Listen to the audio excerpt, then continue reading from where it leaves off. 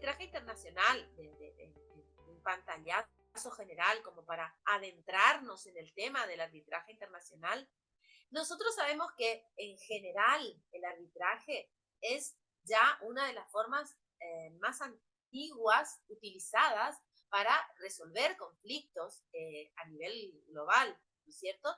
Entonces, ya desde el mundo antiguo ustedes habrán visto en los antecedentes cómo hay un especial sistema de arbitraje ya en antecedentes griegos y romanos. Entonces, ¿cuándo surge la cuestión relativa al arbitraje como un modo de resolver conflictos? Surge cuando las partes renuncian al uso de la fuerza y deciden que van a someter sus disputas a la decisión de un tercero o de terceros que son elegidos por ellos, aplicando el derecho interno, ¿sí? O bien, en nuestro caso, que hoy vamos a ver arbitraje internacional, aplicando el derecho internacional, público o privado, ¿sí? Porque nosotros vamos a ver que tenemos arbitraje internacional de carácter público y de carácter privado, ¿sí? Ustedes todos ya deben tener un concepto que hicieron suyo de qué es arbitraje, ¿no es cierto?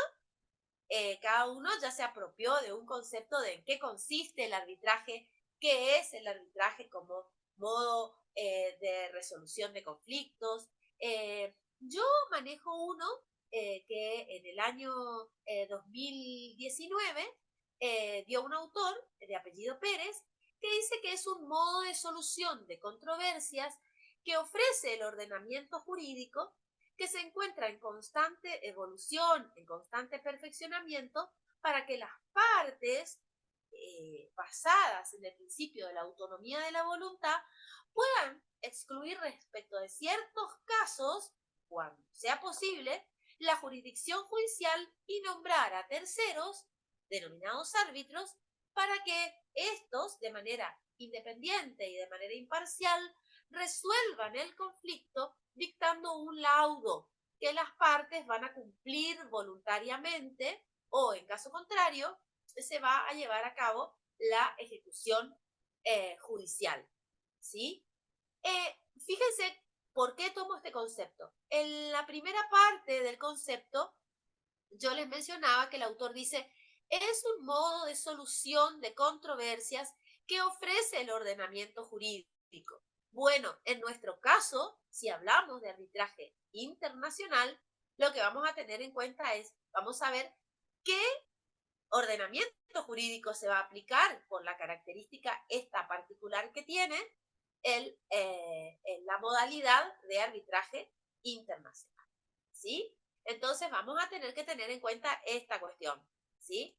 Entonces, cuando nosotros, una vez que rememoramos esto de qué es el arbitraje, sabemos que se trata de un modo privado, pero que a su vez es vinculante de resolver las controversias. Sabemos que el tribunal es imparcial, sabemos que emana del acuerdo de las partes, sabemos que estas cuestiones relativas a las características que tiene el arbitraje que las hace distintas del servicio de justicia que brinda el Estado, ¿sí? La posibilidad, sobre todo con relación al modo de resolución de conflictos, que hace que haya cierta confidencialidad, ¿no es cierto? Que no tiene el servicio de justicia del Estado habitualmente. También algunas características que tienen que ver con la economía, con la posibilidad de la ejecución del laudo, ¿sí? O también cuestiones que tienen que ver con la posibilidad de la aplicación de la autonomía, de la voluntad de las partes, que incluyen en sus contrataciones una cláusula arbitral en caso de resolver o de necesitar resolver o de gestionar algún conflicto. Pero, ¿qué pasa en el ámbito del arbitraje internacional? Bueno, existen varios sistemas de arbitraje internacional. Yo les decía, podemos hablar de arbitraje internacional de derecho público o de derecho privado, ¿sí? según la índole de las materias que haya que resolver, pero también según quiénes sean los sujetos que intervengan en ese proceso de arbitraje. ¿Por qué? Porque, por ejemplo, es arbitraje internacional el arbitraje entre estados soberanos sobre cuestiones que son de derecho público internacional, ¿sí?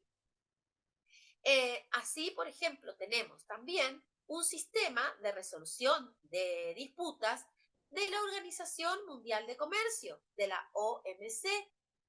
El arbitraje específico que está contenido, que está considerado en tratados multilaterales, como sucede en nuestro caso, en nuestra región, con el Mercosur, o bien otros tratados regionales de libre comercio. El arbitraje de inversión, por ejemplo, previsto en los tratados internacionales. Y por último, podemos hablar también del arbitraje comercial privado, ¿sí? La característica que tiene que sea de derecho público e internacional es que interviene como parte en ese proceso arbitral algún Estado soberano, ¿sí? A diferencia de lo que ocurre en el ámbito del arbitraje internacional del privado, digamos, en los que los sujetos intervinientes no tienen ese carácter público. Entonces, esa es la clasificación que podemos hacer en torno al arbitraje internacional.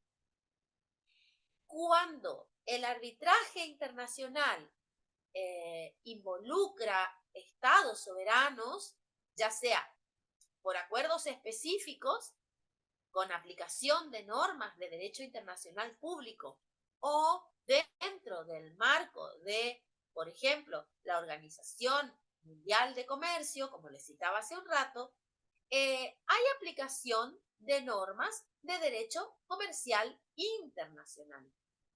El sistema de arbitraje del Mercosur o de otras áreas de libre comercio incluye la posibilidad de que un particular demande a un Estado soberano o bien, y esto es, digamos, es una característica interesante, que ya sea, como les decía, que un particular demande a un Estado soberano o bien que los particulares acudan al sistema para resolver sus controversias, ¿sí? También existe el arbitraje que involucra a un inversionista nacional de un Estado, ¿sí? Y el Estado dentro del cual se realiza esa inversión, se está realizando esa inversión. Generalmente esos arbitrajes nacen de acuerdos bilaterales de promoción, de protección de las inversiones, pero también pueden estar previstos en tratados de libre comercio. El Banco Mundial, por ejemplo, ofrece un servicio para esos dos tipos de arbitraje, ¿sí? Existe un Centro Internacional de Arreglo de Diferencias Relativas a Inversiones que se llama CIADI, o bien la Cámara de Comercio Internacional, cuyas siglas son CCI, que también pueden servir de foro para este tipo de arbitrajes, si así las partes lo acuerdan. Por ejemplo, en un acuerdo bilateral entre Estados. Y también existen arbitrajes, ¿sí? Tipos de arbitrajes que nacen del acuerdo entre los particulares, ¿sí? En el ámbito internacional hay incentivos que llevan a las partes que entran en un negocio a estipular que las controversias que pueden surgir o pueden estar relacionadas con sus actividades, que nazcan entre ellas en relación a un negocio, puedan estar resueltas por medio del arbitraje, ¿sí? Entonces, estas son las principales características que tiene el arbitraje internacional a nivel global, ¿sí? La característica que tiene, como les mencionaba hoy, es esto de que las partes guardan esa posibilidad de elegir, de escoger al árbitro o a los árbitros, o al menos poder elegir la manera por la cual ellos van a ser designados, esos árbitros van a ser designados. Entonces, esto le da a las partes una gran libertad, porque van a poder decidir quiénes van a ser los árbitros. Y esta es una gran característica que tiene el arbitraje, que ustedes ya habrán visto, que a diferencia de los tribunales estatales, que no podemos optar por quién va a ser el juez que va a entender en la causa, en nuestra causa, esto también se da en el ámbito internacional. En el ámbito internacional, la posibilidad que tienen las partes de escoger al árbitro o a los árbitros es también sumamente importante. Y también las partes están libres también para poder escoger, para poder elegir las normas procesales por las que se van a regir. Si supongamos que sea una cuestión en la que no logran ponerse de acuerdo sobre ellas, se le va a poder dar el poder de hacerlo a una institución arbitral o a los árbitros.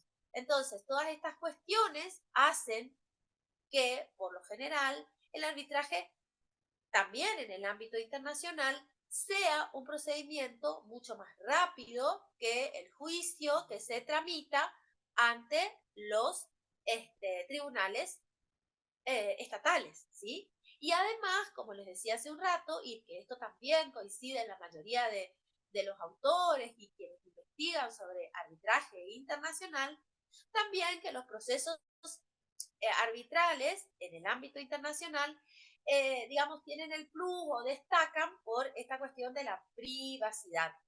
¿Y por qué hago referencia a este carácter como un carácter interesante de verlo en el ámbito internacional? Porque imagínense que habitualmente esto se da en el ámbito del comercio, en el ámbito de los negocios.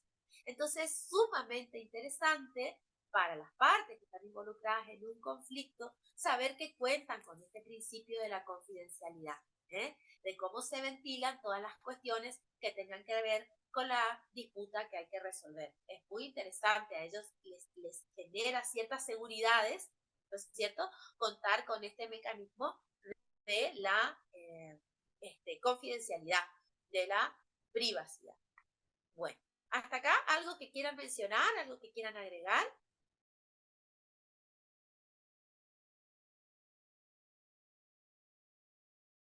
¿Podemos continuar?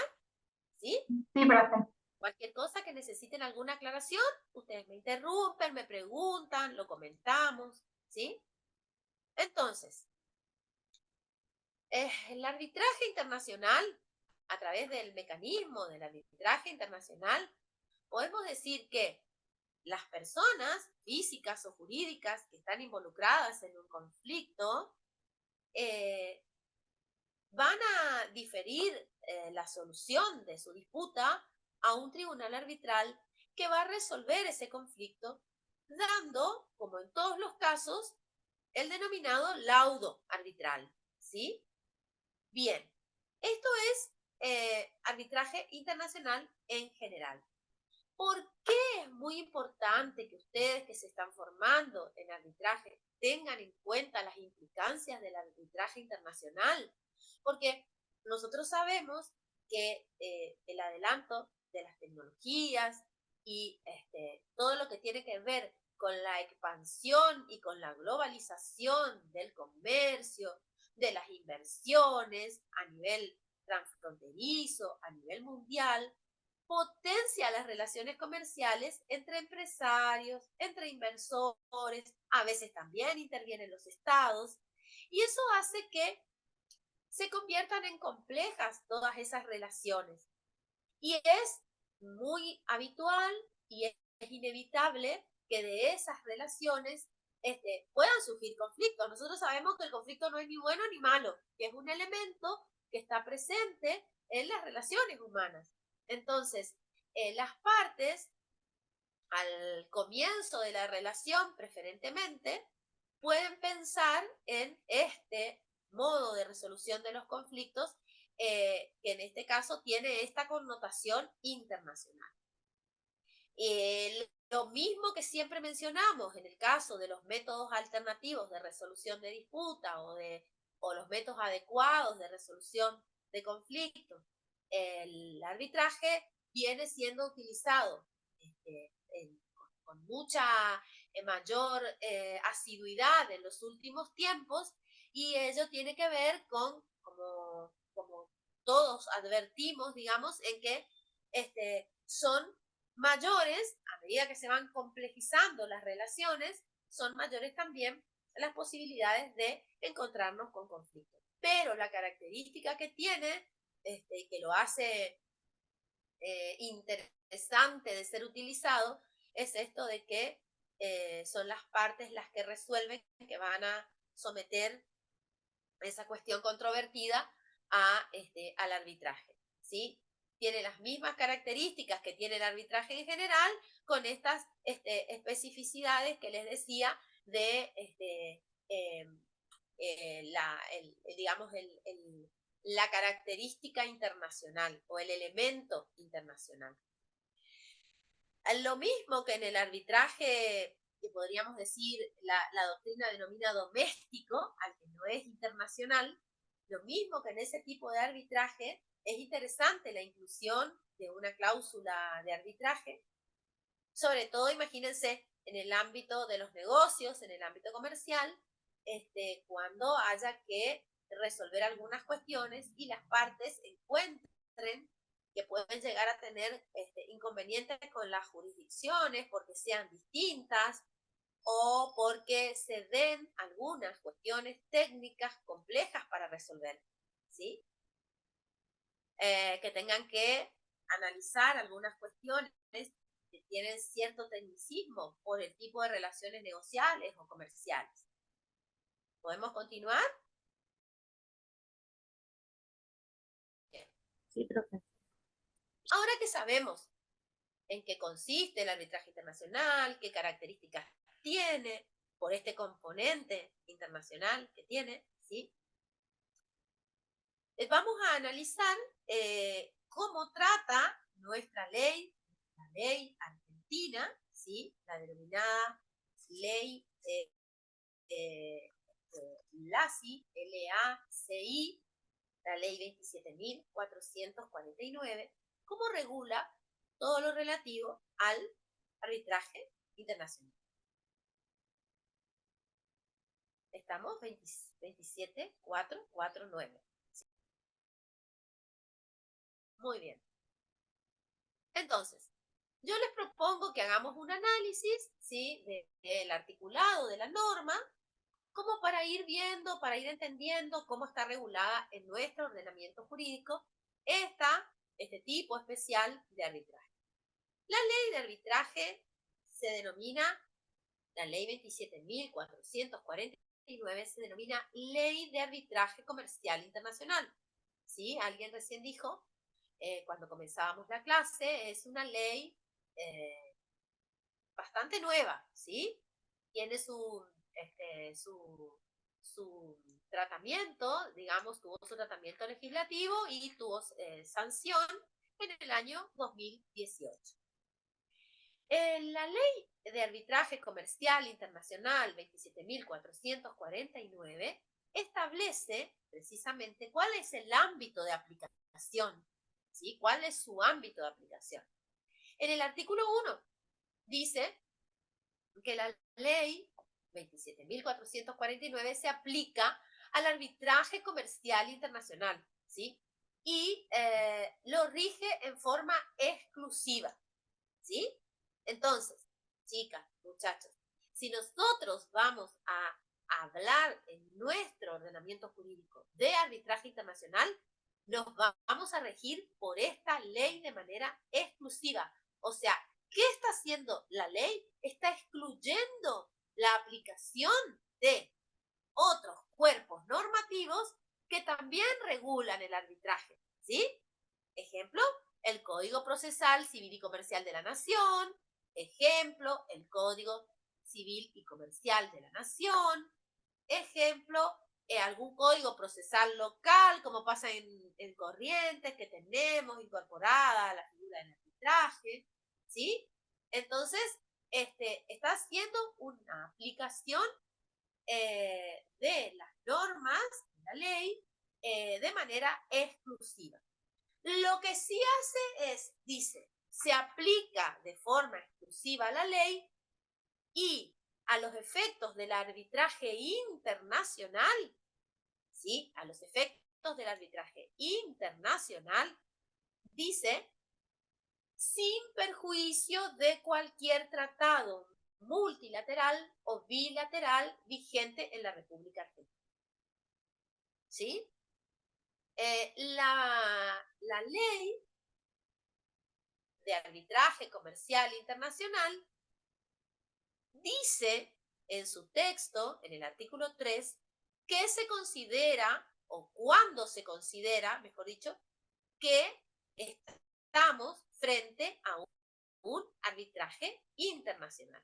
¿Sí? Establece los supuestos y dice que en el supuesto de la ley, un arbitraje es internacional si las partes en un acuerdo de arbitraje tienen al momento de la celebración de ese acuerdo sus establecimientos comerciales, porque acuérdense que es una ley de arbitraje comercial internacional, tienen sus establecimientos en estados diferentes. ¿Se ubican en ese caso? ¿Sí? El segundo supuesto que la ley considera como que un arbitraje es internacional, la ley argentina, el segundo supuesto es el caso de que uno de los lugares que indica la ley esté situado fuera del estado en que las partes tienen sus establecimientos. Y los lugares son el lugar de arbitraje, si este se determinó en el acuerdo de arbitraje o con arreglo al acuerdo de arbitraje. El lugar de arbitraje, entonces, el primero. El lugar de cumplimiento de una parte sustancial, dice, de las obligaciones de la relación comercial o, dice después, el lugar con el cual el objeto del litigio tenga una relación más estrecha. Esos son los criterios que la ley 27.449, la ley de arbitraje comercial internacional de nuestro país, establece como que se tratan de arbitraje internacional. ¿Sí? Lo que también regula es que si alguna de las partes tiene más de un establecimiento, en el caso que tuviera más de un establecimiento, ¿cómo se resuelve la cuestión?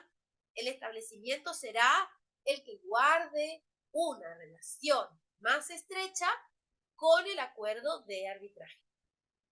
Y suponiendo que una parte no tiene ningún establecimiento, entonces, ¿qué se va a tener en cuenta? ¿Qué criterio se va a tener en cuenta? Bueno, se va a considerar su residencia habitual. ¿Sí? Esa es la solución que da la ley. ¿Mm? Muy bien.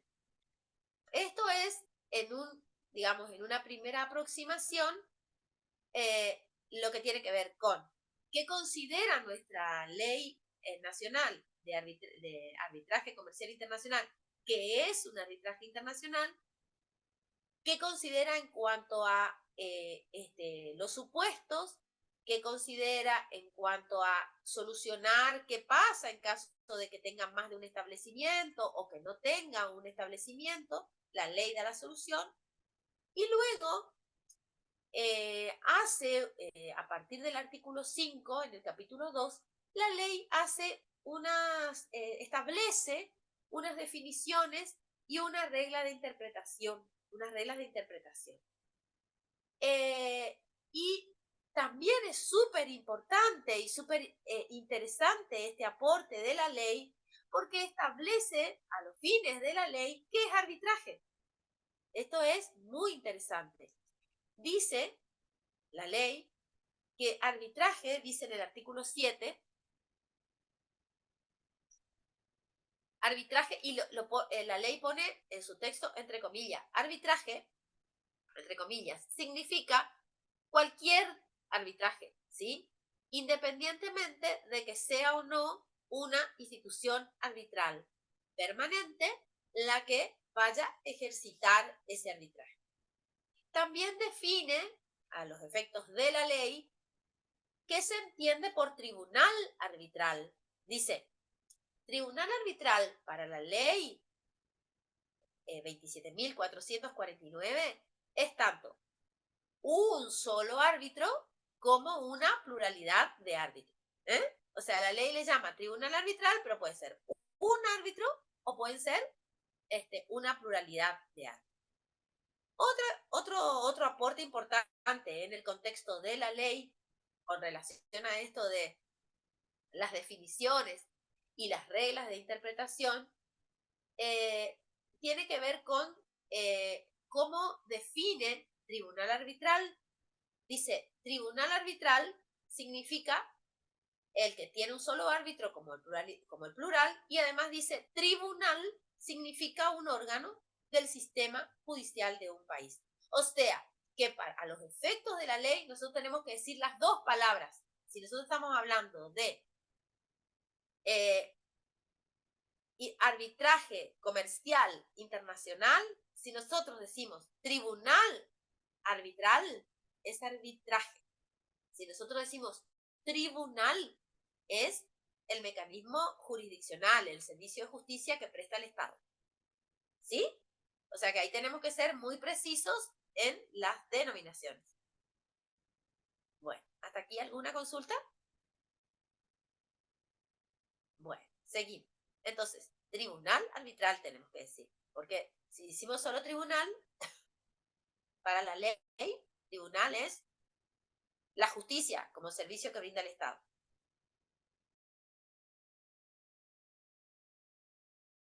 Muy bien. Bueno, seguimos.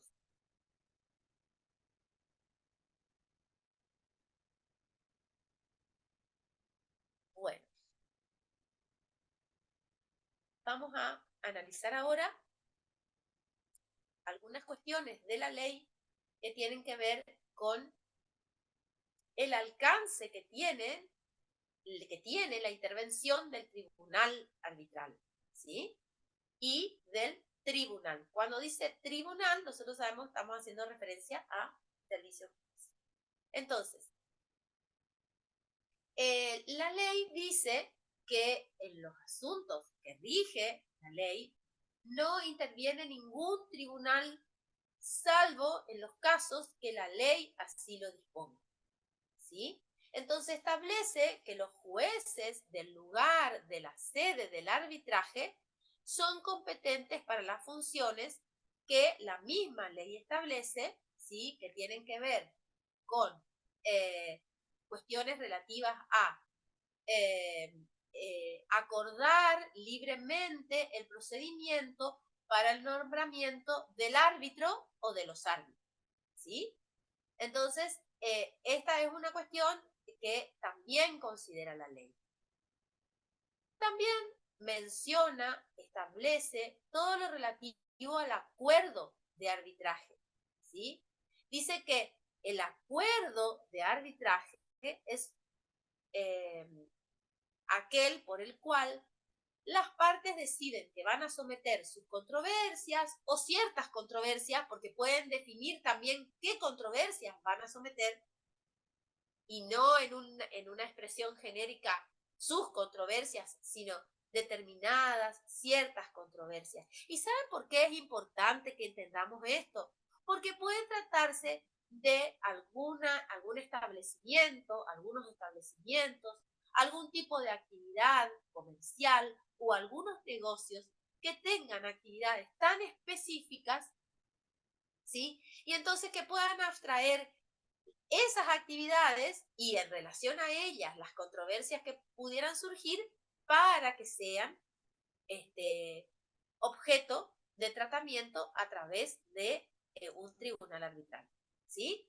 No todas las controversias que surjan pueden decir, bueno, aquellas controversias que no tienen netamente que ver con alguna materia o con alguna cuestión específica de este establecimiento o de este comercio, de este negocio que llevan adelante juntos, pueden someterse a el Servicio de Justicia del Estado. En cambio, algunas específicas se pueden someter a algunas controversias específicas, se pueden someter a arbitraje, ¿sí? O sea, eso es lo que la ley denomina ciertas controversias que hayan surgido o que puedan surgir entre las partes respecto de una determinada relación jurídica contractual o no contractual.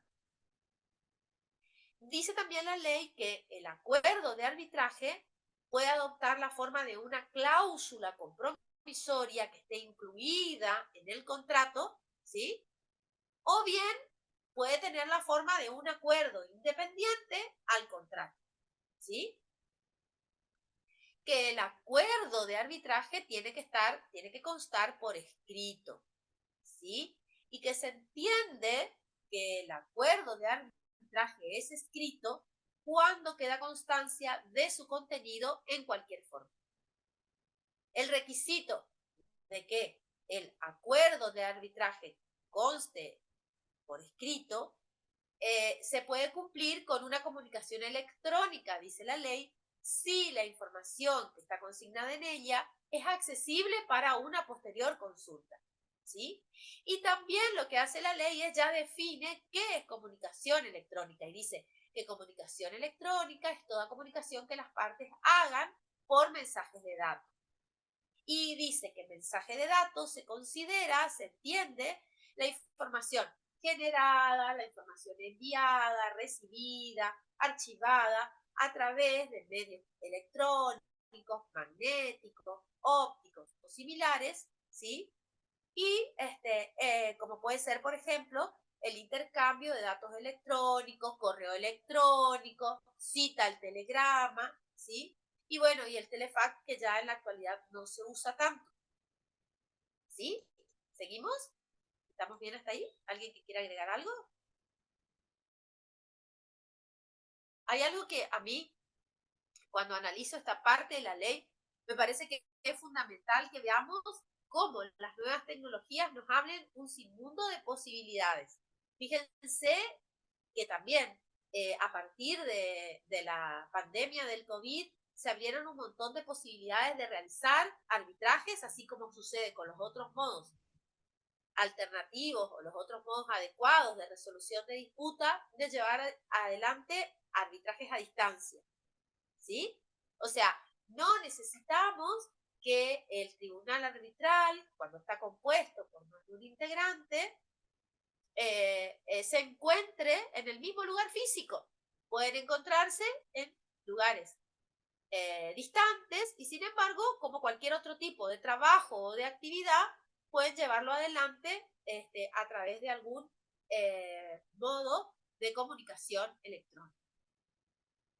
Eso también genera para las partes, esto es una apreciación que les quiero hacer, que se nota cuando se conversa, cuando se charla en los encuentros, en los congresos internacionales. Eso también significa una ventaja para las partes, porque imagínense que hay menos gastos en función del proceso, vamos a llamarle procedimiento, porque si no proceso queda muy como judicial, del procedimiento que hay que llevar adelante para realizar el arbitraje. Digamos, una carga menor de gastos en lo que tiene que ver con el traslado, con el alojamiento de los árbitros, ¿sí? Aunque en este ámbito del arbitraje internacional siempre se nota y es evidente que eso se toma como una inversión, ¿sí? No son gastos, son inversiones, porque al resolver esas cuestiones, al encontrarse una resolución a estas cuestiones, esos negocios, esas actividades comerciales continúan teniendo su desarrollo, ¿sí? Entonces, lo que se busca es resolver la discrepancia, resolver la disputa y que continúen esos establecimientos, esos comercios, esos negocios llevando adelante sus actividades. Y digamos, es lo que nosotros solemos ver que tiene de contradictorio quizá el servicio de justicia, que al ser más lento y al manejar otros tiempos, ¿sí? significa unos gastos y unas erogaciones para los sujetos intervinientes en el conflicto que hace que de alguna manera les lleve a perder ganancias, ¿no es cierto? Hasta que las cuestiones se resuelven. Bueno, entonces, esto para hacer una comparación con lo que sería resolverlo a través del sistema tradicional del Servicio de Justicia del Estado. Bueno, entonces, otras cuestiones, no los quiero aburrir con la ley, pero otras cuestiones que tienen que ver con grandes aportes, digamos, muy concretos en la redacción de la norma, que vieron que va definiendo todo el tiempo. Si hace mención a alguna cuestión, define esa cuestión. Eso evita que haya duda, que haya doble interpretación, ¿sí? Y así también en el siguiente capítulo, en el capítulo 3, regula todo lo que tiene que ver con la constitución del tribunal arbitral, ¿sí? Establece que las partes son las que pueden determinar el número de árbitros y si no están de acuerdo, si no hay acuerdo, los árbitros van a ser 3. La ley ya resuelve el número de árbitros en caso de que las partes no se pongan de acuerdo, ¿sí? Esto también tiene mucha practicidad, ¿sí? Además, establece con relación al nombramiento de los árbitros que salvo que haya un acuerdo en contrario de las partes, ¿sí? Que las partes también apliquen ahí la autonomía de la voluntad y digan, vamos a determinar la nacionalidad de los árbitros, la nacionalidad de una persona no puede ser obstáculo para que esa persona actúe como árbitro, ¿sí? Esto también es interesante. Bueno, pero las partes, aplicando la autonomía de la voluntad, pueden determinar qué nacionalidad puede tener ese árbitro. Hay cuestiones aún de idiosincrasia, digamos, aún en el arbitraje comercial internacional, ¿sí? Y sobre todo los que tienen que ver con, por ejemplo, situaciones de resolución de disputas en el arbitraje comercial internacional en zonas de frontera. Nosotros no dimensionamos lo útil que puede ser para esta zona del país en la que estamos geográficamente ubicados en zona de frontera, ¿no es cierto? Veo que están conectados desde Santo Tomé, por ejemplo.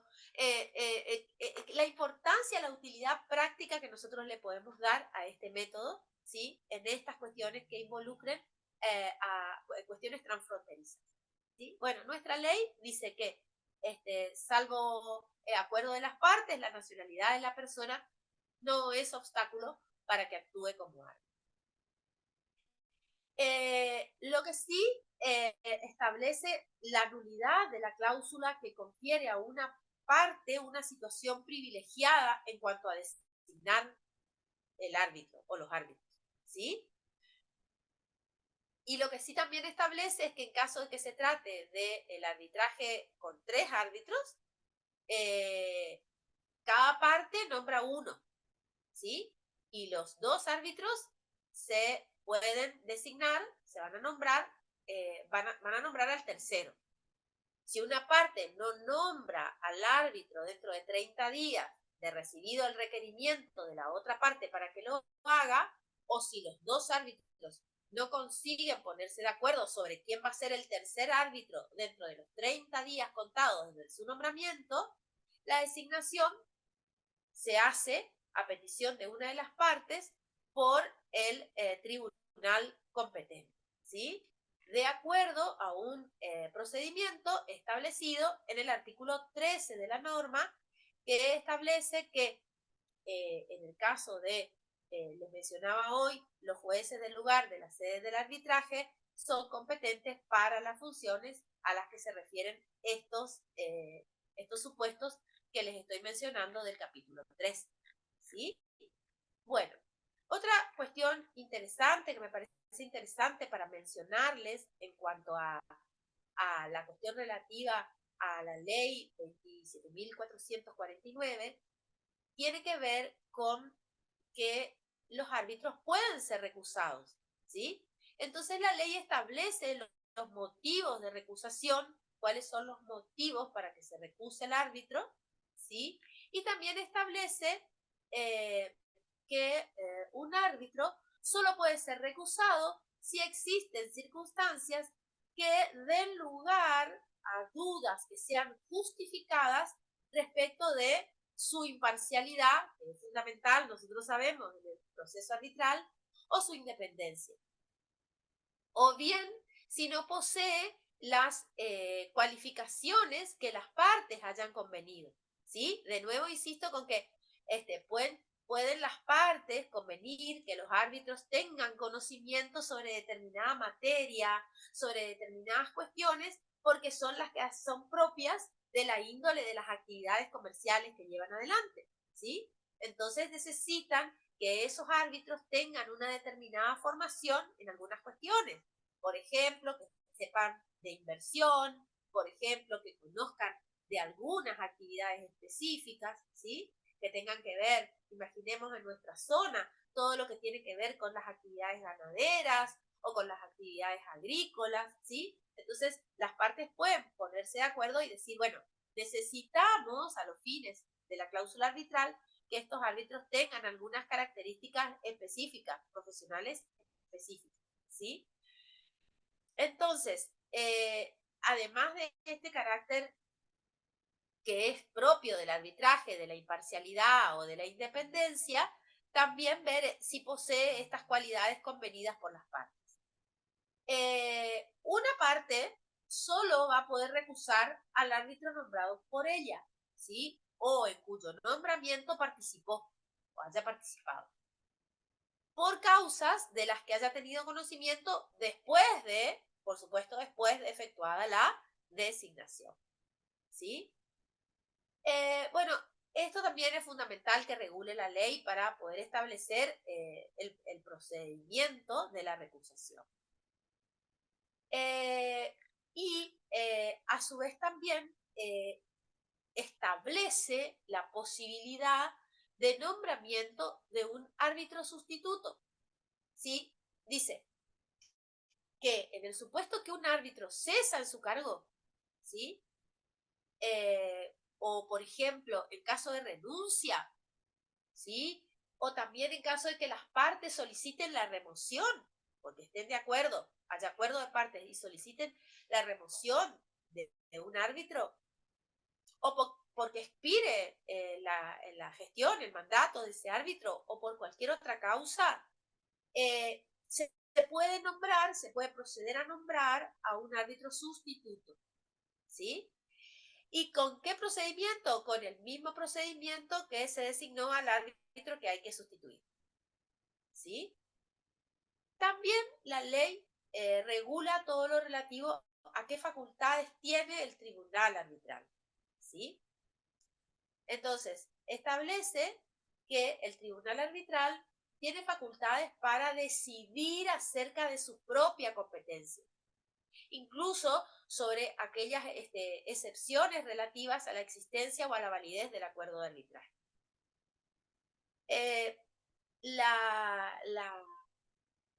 Para eso, para posibilitar esa cuestión, una cláusula provisoria que forme parte de un contrato se considera como un acuerdo independiente de las demás estipulaciones de ese contrato, ¿sí? Y también dice la ley que la decisión del tribunal arbitral de que el contrato es nulo no entraña ipso iure la nulidad de la cláusula compromisoria. Esto también es importante cuando estamos trabajando en el ámbito del arbitraje comercial internacional de acuerdo a lo que establece nuestra ley. La decisión del tribunal arbitral de que el contrato es nulo no entraña ipso iure la nulidad de la cláusula compromisoria.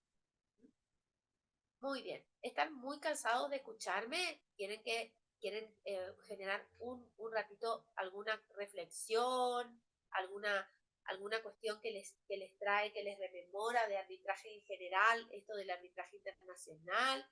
¿Quieren que hagamos un breve recreo de unos 4 o 5 minutos? Una pregunta que pueda hacer. ¿Y Carlos? La idea, espere que se me está... Tengo un audio por un lado y audio por otro. Bueno. A ver. Voy a Ustedes me llevarlo dicen, afuera, a ver. ustedes Dentro del me dicen zapato de cómo se manejan con la profesora. profesoras y hacen pequeños O recreos, sea, acá sí. había como una autonomía en cuanto a la competencia por parte de los árbitros, ¿no es cierto? Hasta pueden decidir sobre su competencia.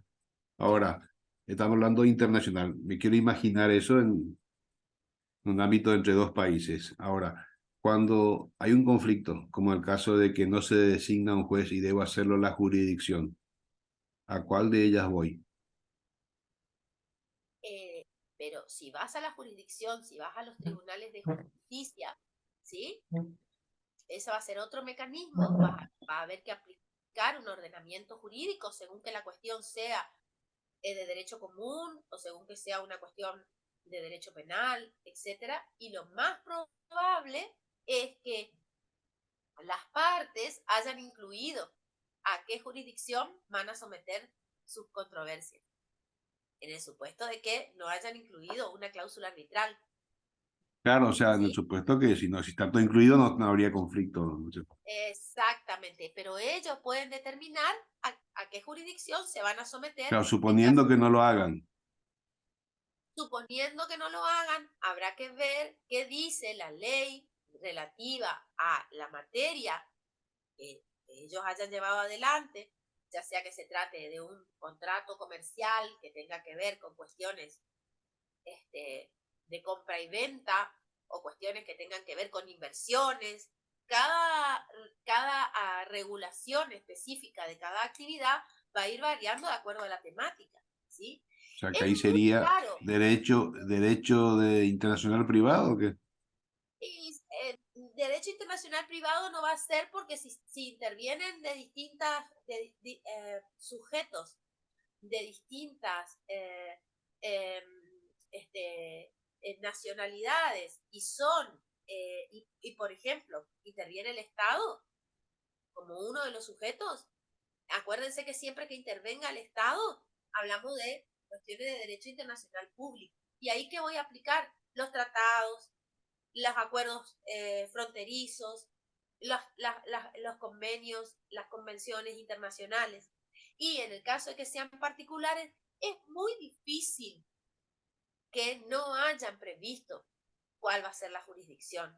O sea, tiene que ser un contrato o un acuerdo que haya estado redactado de una manera muy primaria, digamos, muy primitiva, porque nosotros sabemos que necesariamente en alguna cláusula del contrato o no estuvieron bien asesorados también, puede suceder eso, para eso es que ustedes se forman tanto en estas cuestiones, Y sí, porque pues, nosotros sabemos que siempre hay que incluir la cláusula de la jurisdicción.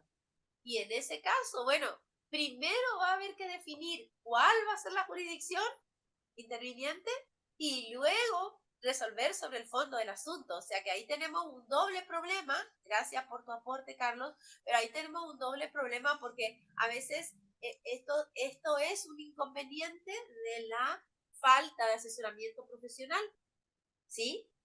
O lo que sucede habitualmente, dejarse llevar por modelos o por formularios para llevar adelante un contrato. Y en realidad esto suele traer inconvenientes. Igual incluso también eso de traspolar o copiar la inclusión de la cláusula arbitral en otro contrato. Las cláusulas deben ser redactadas para cada contrato en particular, porque cada contrato va a tener sus características propias, sus peculiaridades. ¿Puedo tomar modelos? Por supuesto que sí, puedo tomar modelos, pero el objeto de ese contrato va a ser específico. Los sujetos intervinientes, como vos mencionás, van a ser específicos para ese caso. ¿Dónde se van a dirimir las controversias? ¿Sí? También van a ser específicas. ¿Puede declinar su jurisdicción uno de los sujetos? Sí, no, ¿por qué? Todas esas cuestiones se van a tener que ir analizando de acuerdo al caso concreto, a la situación concreta. Y de ahí es la ventaja, digamos, de contar con asesoramiento profesional y además que esos profesionales estén formados en la redacción de cláusulas contractuales y en que sabemos que debemos incluir todas de manera muy clara pero con mayor razón la que tiene que ver con las cuestiones de cómo vamos a dirimir las controversias. Porque si una cláusula está incluida para establecer cómo se va a dirimir la controversia y termina siendo problemática, ¿sí? No está ayudando en mucho a resolver la cuestión. Y también no ayuda mucho a resolver la cuestión el ejemplo que vos mencionás, Carlos, que no la incluyamos, ¿sí? De ahí la ventaja de incluirla, de ser claro con la redacción de esa cláusula, porque como vos mencionabas, puede ser que se decline de la utilización del arbitraje internacional. No necesariamente todas las cuestiones se someten a arbitraje internacional. Puede ser que las partes no incluyan la cláusula de arbitraje internacional. Puede ser que, dada la controversia, resuelvan someterla a arbitraje internacional. O puede ser que digan, no la sometemos a arbitraje internacional, la sometemos a la jurisdicción de los tribunales.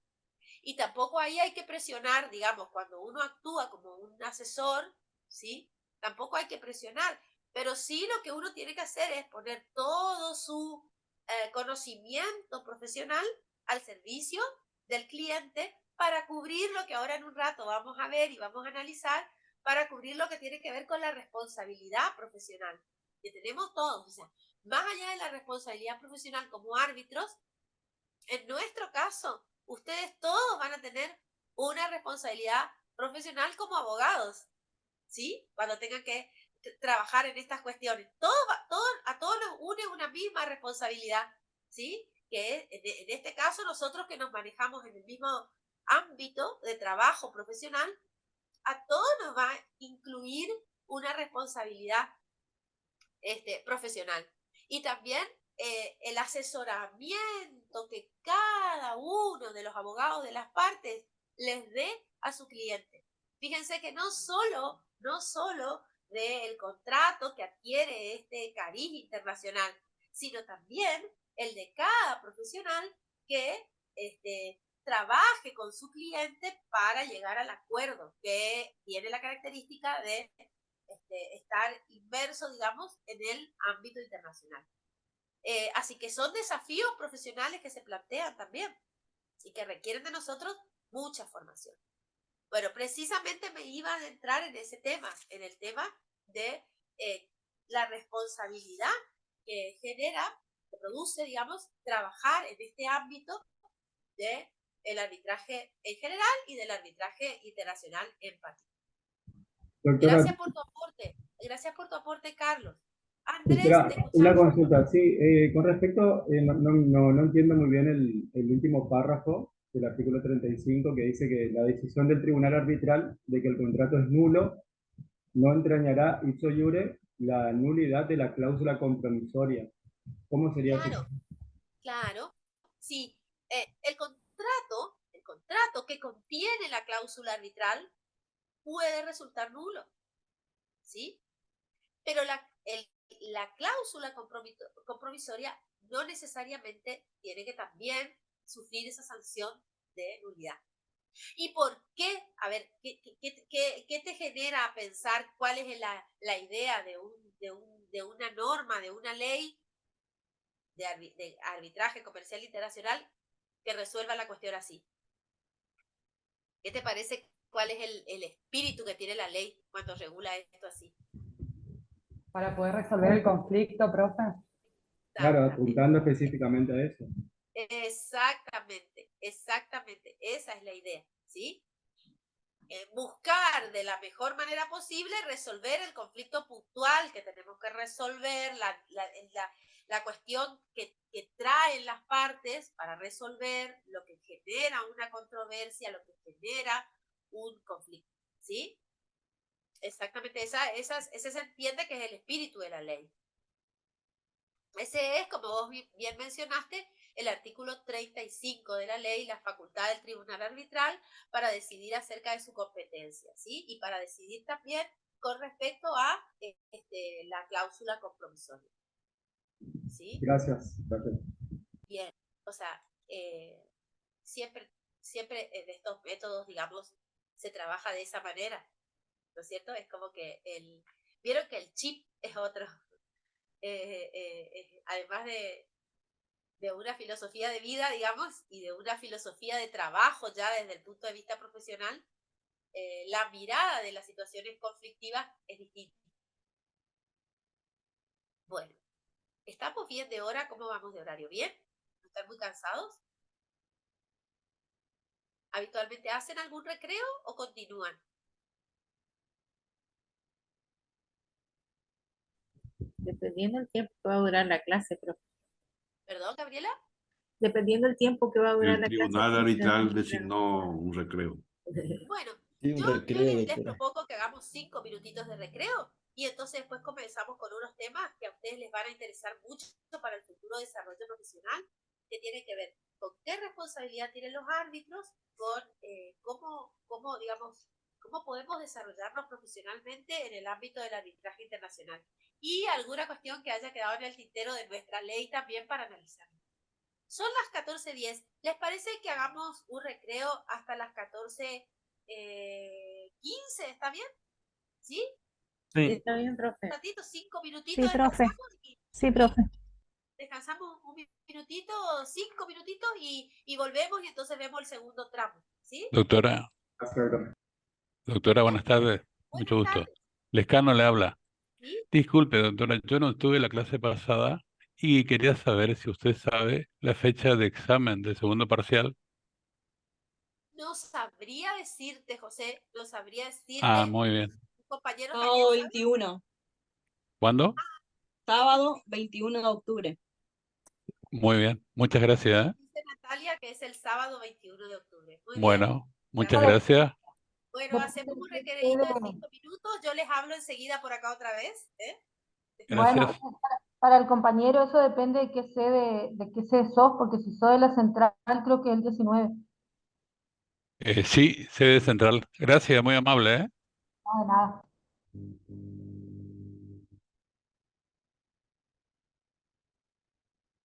Sí, disculpas, estaba copiando la asistencia. Disculpe, estaba copiando la asistencia del chat. ¿Todos dejaron su asistencia en el chat? ¿Sí? Sí. Bueno, perfecto. Sí, profe. Bueno, hay un tema acá que mencionaron antes del recreo, la cuestión de la fecha del parcial que preguntó José. Si quieren ponerse de acuerdo sobre esa cuestión y después seguimos, yo no tengo ningún problema. Martes 17 es el segundo parcial de sede central, dice Ofelia. Sí, profe, yo me confundí con la fecha hoy porque es martes, o sea, 19, imposible, es el de mediación, por eso me confundí, perdón. Bueno, esa información para José entonces que preguntó, ¿sí? Y las extensiones tienen otra fecha. Sábado 21, profe. Perfecto. Bueno, entonces ya comparten la información ahora que están juntos en Zoom. Bueno, perfecto. Bueno, vamos a continuar. ¿Alguna duda? ¿Alguna consulta? Este sería el examen que tienen el 17 y el 21. Es este y otro examen más y terminan ya el seminario. ¿Este es el último? Este es el último, profe. ¡Ah, qué maravilla! ¿Y cuántas materias tienen ustedes? ¿Cuántas materias les falta para recibirse? ¿Hay alguien que se recibe con esta materia? Yo me recibo, profe, con arbitraje. Silvina, con arbitraje. Qué lindo, qué bien. ¿Alguien más que se reciba con esta materia?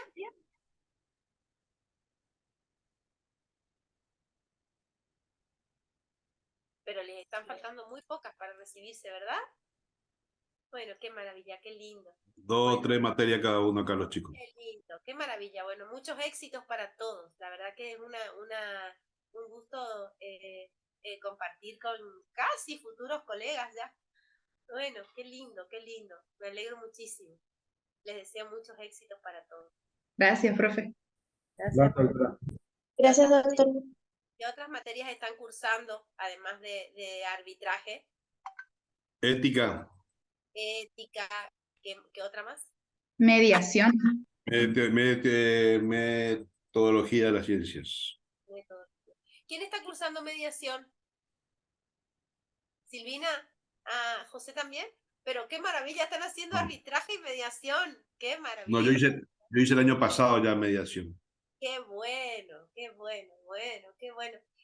Nosotros cuando nos formamos, yo les cuento, yo tengo 49 años y entré a los 17 años a la Facultad de Derecho.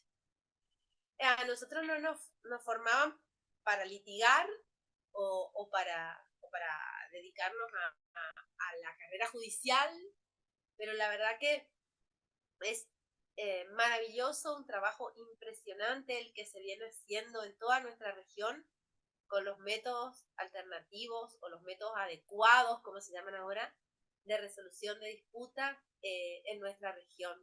La verdad que yo recuerdo, yo hace 25 años me relaciono con los métodos y la verdad que primero con la negociación y con la mediación, porque creo que todos debemos aprender negociación en general, como para después poder aprender y estudiar y comprender la dinámica de la mediación y del arbitraje y de la conciliación. Y no sé si a ustedes les pasa lo mismo, pero lo interesante, ya en mi caso van a ser 25 años casi de pasión por los métodos RAD. Lo interesante de esto es que se va convirtiendo en una filosofía de vida. ¿Les pasa eso? ¿Les pasa eso de que uno siente que tiene un compromiso, no solo desde el punto de vista del estudio, del conocimiento de los métodos, sino también un compromiso en los ámbitos en los que se relaciona o con las personas que se relaciona? Por empezar, la pareja, la familia, los grupos de amigos, el trabajo. Uno va aprendiendo todas estas herramientas y eso también a uno lo ayuda no solo profesionalmente, sino también desde el punto de vista humano, de relación de cada uno de nosotros en el día a día. Uno ve los conflictos con otra mirada, valga la redundancia, desde otros cristales. No considera ya el conflicto como algo negativo, está ahí, es parte de las relaciones humanas, hay que resolverlo nada más, gestionarlo, prevenirlo, que es lo ideal. Pero la verdad que a nosotros que abrazamos los métodos RAD nos significa un gran crecimiento personal también. Creo que eso es un plus que tiene para la vida profesional, ni les digo, o sea, desde el punto de vista profesional es un plus, es una herramienta maravillosa que uno tiene, así que les auguro muchísimos éxitos, pues seguro que están muy bien formados con los cursos de la facultad en general y con los métodos RAD en particular, así que hagan uso de ellos, aprovechen y encuentren. De esto vamos a hablar ahora, de que me gustaría reflexionar con ustedes qué ámbitos, qué posibilidades nos da el arbitraje y sobre todo el arbitraje internacional. Creo que hay que encontrar también el espacio en el que uno especializarse, digamos, ser especialista en algo. Eso también es fundamental, porque entonces nos buscan por ese aporte, por ese plus que nosotros le podemos dar a las personas, a los grupos humanos, y eso es maravilloso desde el punto de vista profesional. Y también esto de que nos da una mirada distinta de las situaciones, nos permite ser componedores, nos permite tener en los ámbitos laborales, ustedes se deben dar cuenta que uno asume unos roles que son interesantes y que esos son honorarios que no tienen precio. Cuando uno puede colaborar con otros en la prevención, en la gestión o en la resolución de un conflicto, uno más allá de la colaboración por manejar los métodos RAD, se siente muy útil, es muy interesante el crecimiento que nos aporta. Pero bueno, pero también tenemos responsabilidades. En el ámbito de la mediación y del arbitraje, también tenemos responsabilidades como en cualquier actividad profesional, ¿sí? De eso me gustaría que hablemos en este segundo tramo, de la responsabilidad de los árbitros. no solo desde el punto de vista del arbitraje internacional, sino del arbitraje en general. La doctora Noelia me pidió que charláramos sobre esta cuestión de la responsabilidad de los árbitros. Bueno, ustedes que ya están al final de la carrera, ustedes ya estudiaron responsabilidad civil, ¿sí? Ustedes que son del plan nuevo estudiaron cuando estudiaron derecho de daños, ¿sí? Y también vieron algunos delitos que vamos a ver desde el punto de vista penal cuando estudiaron derecho penal. Y lo que es habitual y lo que es común también de analizar es en el ámbito en el que el árbitro, digamos, desarrolla sus funciones, pero por sus títulos de base, digamos, ¿sí? Por eso yo le decía hoy, en nuestro caso a todos el derecho nos une, digamos, ¿sí? Entonces ahí vamos a tener una responsabilidad también desde el punto de vista profesional, ¿sí?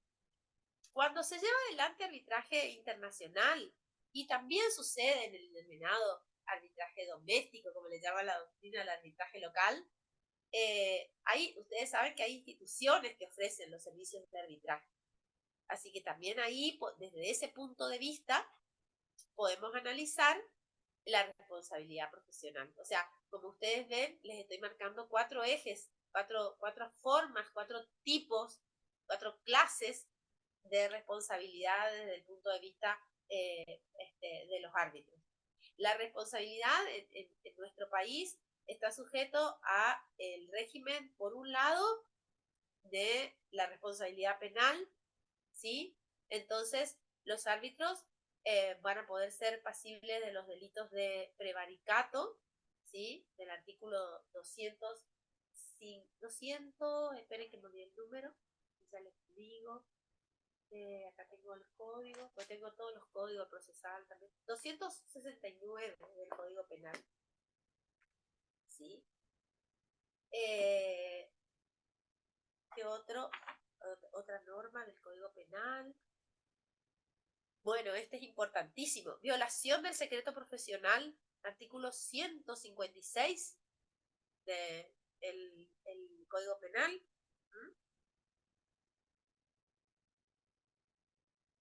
Para el caso de prevaricato, para el caso de violación del secreto, las penas son multas. Será reprimido con multa e inhabilitación especial. Multa e inhabilitación son las penas. Por 6 meses o 3 años, quien teniendo noticia por razón de su estado, oficio, empleo, profesión o arte, de un secreto cuya divulgación pueda causar un daño, lo revele sin justa causa. Prevaricato 269 del Código Penal. Ya les leo para que rememoren el delito. 269. Sufrirá multa e inhabilitación absoluta perpetua el juez, y en este caso se aplica al árbitro, que dictare resoluciones contrarias a la ley expresa invocada por las partes o por él mismo, o citare para fundarlas hechos o resoluciones falsas. Esa es la primera parte del artículo. También desde el punto de vista penal, los árbitros podemos ser pasibles de ser sancionados con el delito de negociaciones incompatibles con la función, artículo 265 del Código Penal, ¿sí?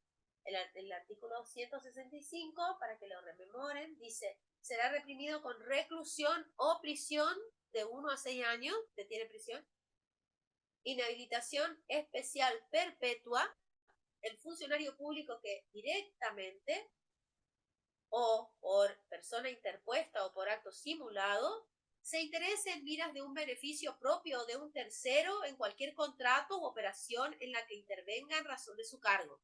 Se aplica a la responsabilidad de los árbitros. Entonces, desde el punto de vista penal, por ejemplo, puede ser pasible de los delitos de prevaricato, violación del secreto profesional, negociaciones incompatibles con su función.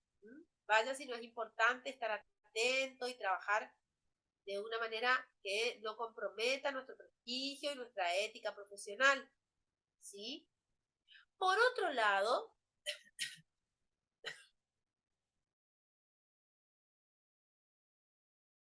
como les decía hace un rato, por otro lado, puede ser sujeto de responsabilidad disciplinaria, ¿sí? Frente a la institución arbitral que administra el arbitraje, ¿sí? Porque hay muchas instituciones que ofrecen y administran arbitrajes que han sancionado códigos de éticas a los cuales quedan sometidos los árbitros que actúan como tales en esos arbitrajes administrados por la entidad. Habitualmente esos códigos de ética prevén sanciones por la infracción de esos preceptos que contienen. Por ejemplo, la más habitual es la remoción de la lista de árbitros de esa institución. Se lo remueve de la lista de árbitros, ¿sí? Y no pueden volver a formar parte de la lista de árbitros que tiene la institución arbitral.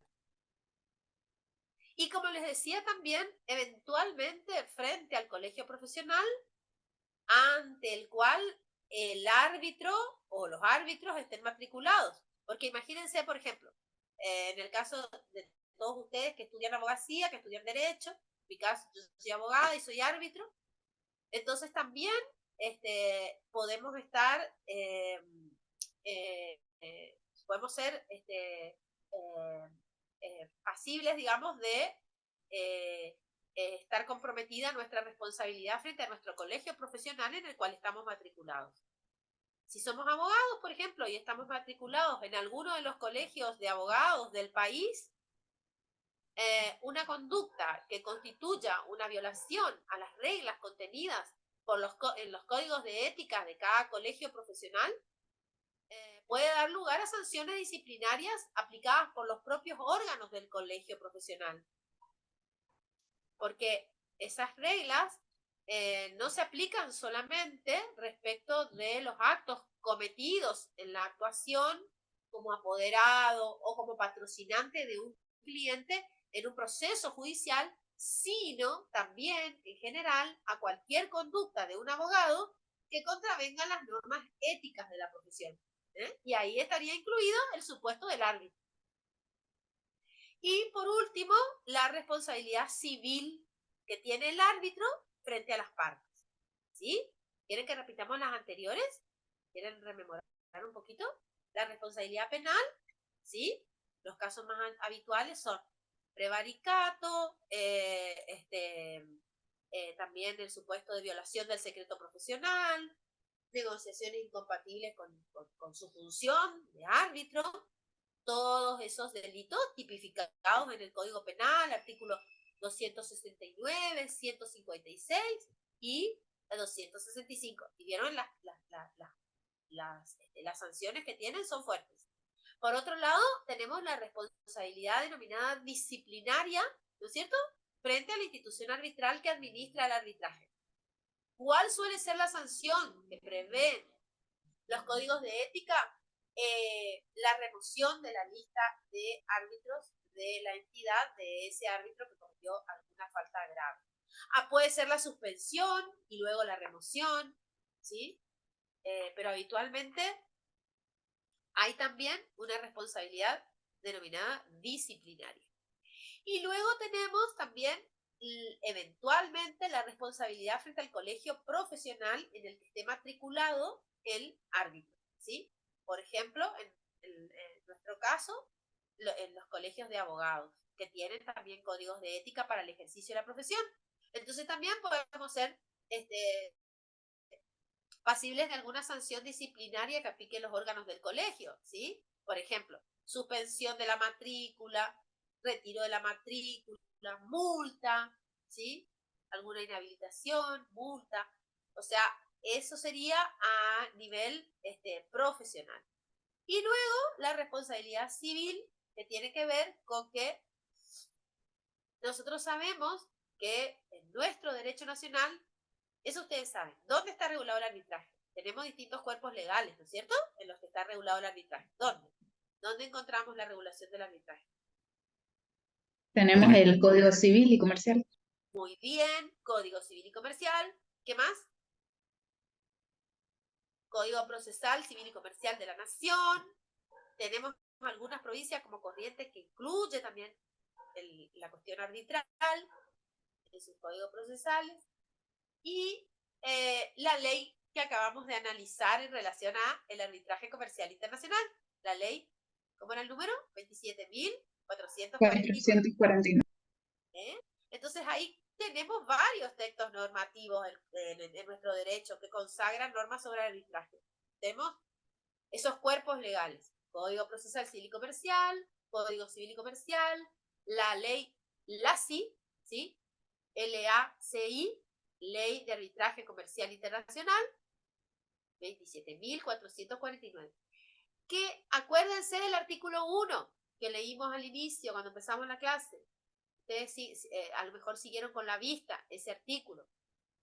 Se aplica exclusivamente, ¿se acuerdan? A los arbitrajes que califiquen como comerciales e internacionales. Por eso es que la doctrina dice a los códigos, al Código Procesal y al Código Civil y Comercial de la Nación, le denominamos comúnmente como arbitrajes domésticos, o vamos a llamarle locales, ¿sí? Y al de la ley 27.449 le llamamos comercial internacional, ¿sí? Entonces, si nosotros miramos el Código Procesal y el Código Civil y Comercial, fíjense que el Código Procesal Civil y Comercial de la Nación consagra la responsabilidad civil de los árbitros en 2 normas. ¿Quieren anotar? ¿Quieren que les dicte las normas? Las 2 normas del Código Procesal Civil y Comercial de la Nación que consagran la responsabilidad civil son el artículo 745 del Código Procesal, que dispone la aceptación de los árbitros dará derecho a las partes para compelerlos a que cumplan con su cometido bajo pena de responder por daños y perjuicios, ¿sí? Ahí tenemos responsabilidad civil, 745 del Código Procesal Civil y Comercial de la Nación, ¿sí? Déjenme que confirmo el número, porque acá tengo el código, 745. El artículo se llama Desempeño de los árbitros. Y el artículo 756 del mismo Código Procesal Civil y Comercial de la Nación, el artículo 756, que se llama Responsabilidad de los árbitros, dice que los árbitros que sin causa justificada no pronunciaren el laudo dentro del plazo carecerán de derechos a honorarios. Y después dice, punto seguido, serán asimismo responsables por los daños y perjuicios. Nuevamente, responsabilidad civil, artículos 745 y 756 del Código Procesal Civil y Comercial de la Nación. ¿Qué pasa con el código? Por ustedes me dijeron, además de la ley 27.449, el arbitraje está regulado en el Código Procesal y en el Código Civil y Comercial. Bueno, ¿qué pasa con el Código Civil y Comercial en materia de responsabilidad civil de los árbitros? Bueno, el código no tiene una norma expresa al respecto, no regula expresamente, ¿sí? No hay una norma expresa del Código que es Civil y Comercial de la Nación que regule la responsabilidad de los árbitros. ¿Y qué les parece? ¿Por qué? ¿Por qué no tenemos una norma expresa? Porque está dentro de los contratos. Exactamente, Augusto. Porque el código regula, exacto, el código regula al arbitraje como un contrato. Entonces, ¿qué nos hace pensar esto? Que no hace falta una norma que regule la responsabilidad de los árbitros en el ámbito civil, porque ahí rememoremos mi otra pasión, ahí rememoremos las obligaciones y los daños, y los contratos, porque al haber otorgado expresamente el carácter de contrato a la relación entre las partes y los árbitros, el incumplimiento de las obligaciones a cargo del árbitro da lugar a la consecuencia que el código ya prevé en el caso de inejecución de las obligaciones de fuente contractual, ¿sí? Entonces, en ese caso, ¿qué artículos le vamos a aplicar o qué normas del Código Civil y Comercial, entre otras, ¿cierto? Le vamos a aplicar, en este caso, al árbitro. Bueno, las que están establecidas como derecho del acreedor a obtener el resarcimiento de los perjuicios ocasionados por el incumplimiento. 730, inciso C, ¿se acuerdan? Y ante el incumplimiento, obtener forzadamente la satisfacción de su interés. ¿Se acuerdan de obligaciones? 777, 778, 1716 de daños, ¿sí? ¿Se acuerdan de esas normas del Código Civil y Comercial? Bueno, como dice Augusto, no se necesitan normas porque como es un contrato, voy a aplicar las normas relativas a la inejecución de las obligaciones derivadas de los contratos. Esto todo con relación a la responsabilidad civil, ¿sí? Entonces tengo normas en el Código Procesal, Civil y Comercial de la Nación, que sí regulan la responsabilidad de los árbitros. 745 era y 756. Tengo las normas generales de responsabilidad del Código Civil y Comercial de la Nación, y esto es lo que sería lo denominado arbitraje local, o si se quiere, doméstico. ¿Sí? ¿Estamos hasta ahí? Muy bien. Entonces, ahora vamos a ver la responsabilidad en relación a la ley 27.449.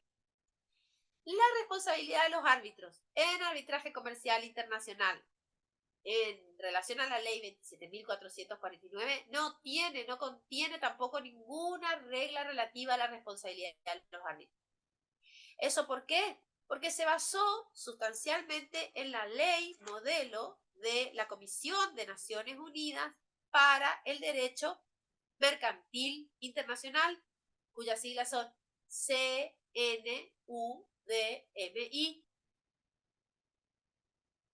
¿Y por qué? Porque en ese caso el diseño, digamos, de las normas es para que sea adoptado por países que tienen distinta tradición y distinta cultura jurídica. Entonces se evita incluir un régimen de responsabilidad frente a la diferente perspectiva que puede haber sobre la temática, porque vamos a encontrar países que tienen un sistema de derecho romano continental y los que provienen del derecho anglosajón, ¿sí? Entonces, el hecho de que haya ausencia de normas relativas a la responsabilidad de los árbitros en la ley 27.449 no representa un obstáculo para considerar que en los arbitrajes comerciales internacionales, cuando tiene sede en la Argentina, los árbitros son civilmente responsables por aplicación de las denominadas normas del derecho común, ¿sí? Las del derecho civil, ¿sí? Entonces ahí tenemos resuelta la cuestión. El hecho de que la norma guarde silencio porque se rige por la norma modelo de la Comisión de Naciones Unidas para el Derecho Mercantil Internacional no significa, entonces, acuérdense esto porque por ahí puede ser un tema de examen, esto no significa para nada que se esté dejando sin regulación. O que no se le aplique a los árbitros el régimen general de la responsabilidad del derecho argentino, ¿sí? Cuando contradicen las normas, los principios del derecho civil.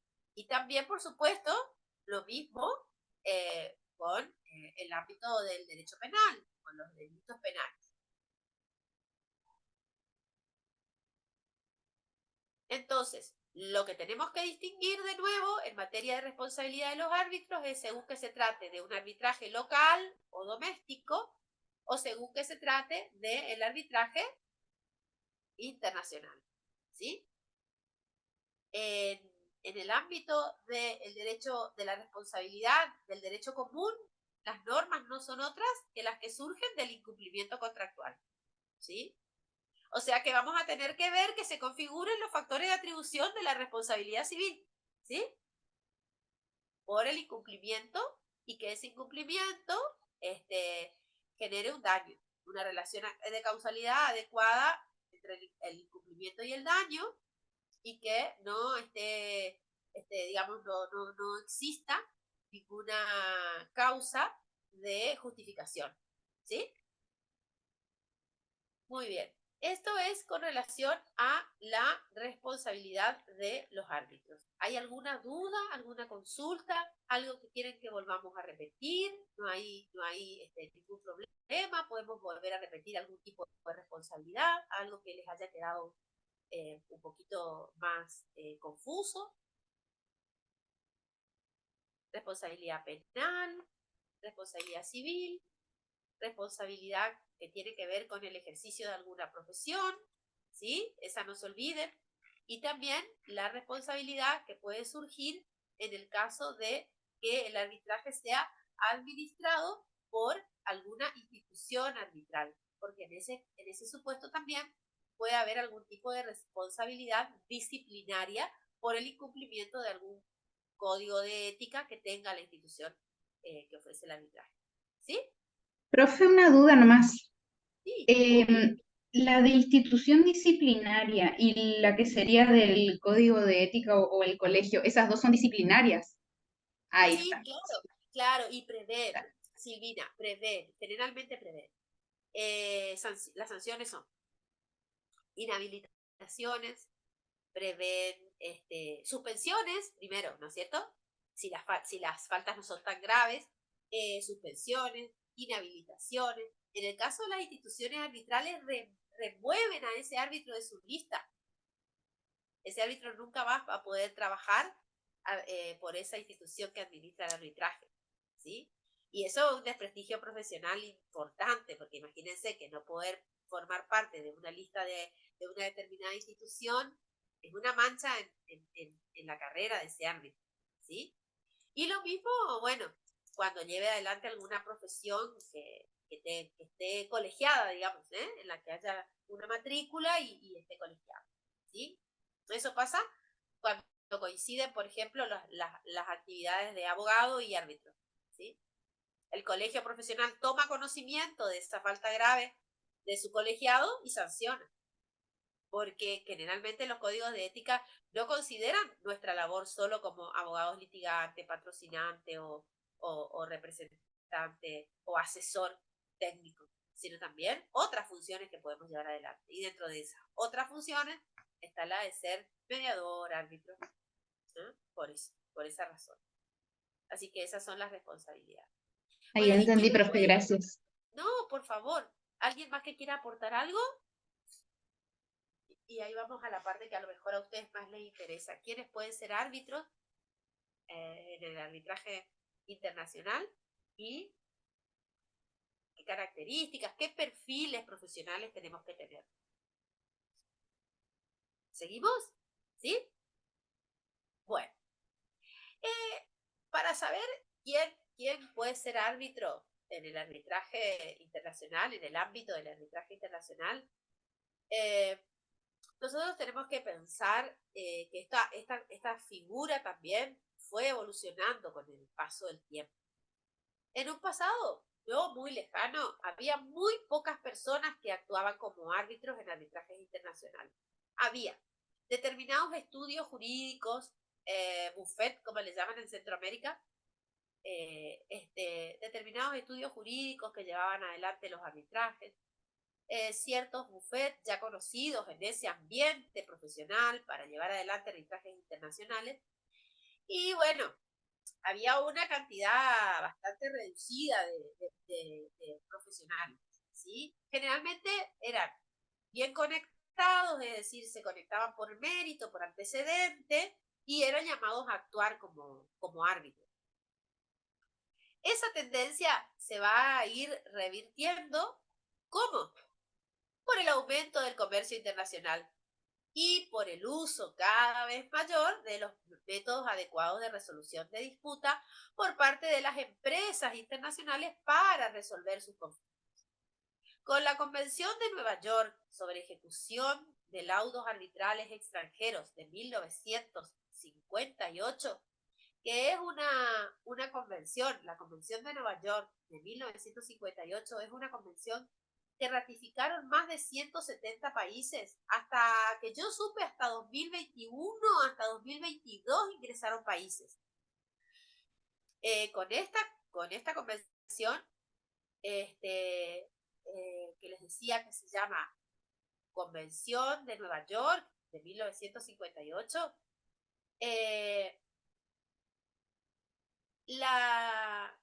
se va haciendo más masivo esto de llevar adelante arbitraje internacional.